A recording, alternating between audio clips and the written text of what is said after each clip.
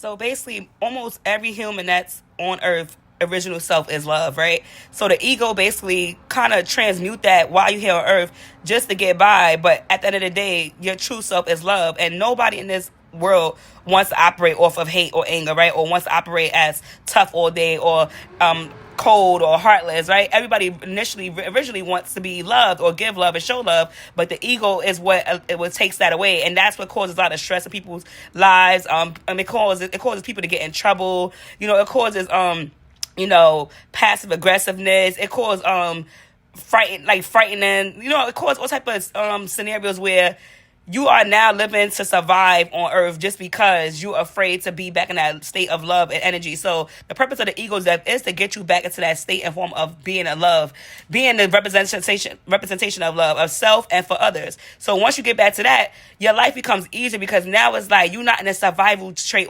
And being in that survival trait all day, every day could cause a lot of things. Like you could end up getting like high blood pressure, all type of things that eventually trickles down to your physical, because now it's like you always have this tension built up in your chest and your heart and your soul. And now you being in that energy of always in that high ego is actually causing your body to physically break down as well. And then spiritually, you'll be declining too, because why? You never have this peace because you're always in that energy of like making sure nobody feels like you're too soft or you're too, like, people could try. Nobody's saying like after the ego death, like you become like easier to push over. No, you actually become stronger after the ego death. You actually know your self-worth, so you actually build more boundaries. You actually don't allow people to walk all over you, but it's out of the idea of self-love. So you're not doing it to be like, oh, I'm better than you, or I'm just being rude or cold-hearted. No, for the most part, you're actually in a state of self-love at the highest form, because now you understand that whole time you walking around like that was just to protect yourself from others, but the whole time you really are just love.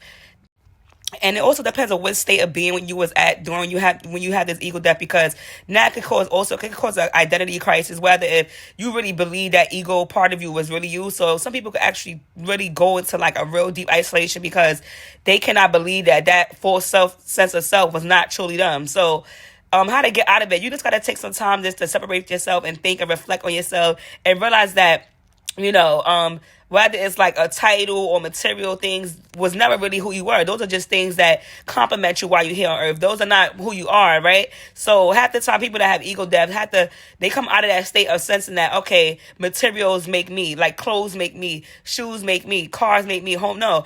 What you come to realize is that whatever makes you happy is what makes you happy, not based on what others think about who you are or how they perceive you. It's all about self-love and self-worth, how you perceive yourself. And that's when you actually advance to the next stage of just living as your highest version, authentic.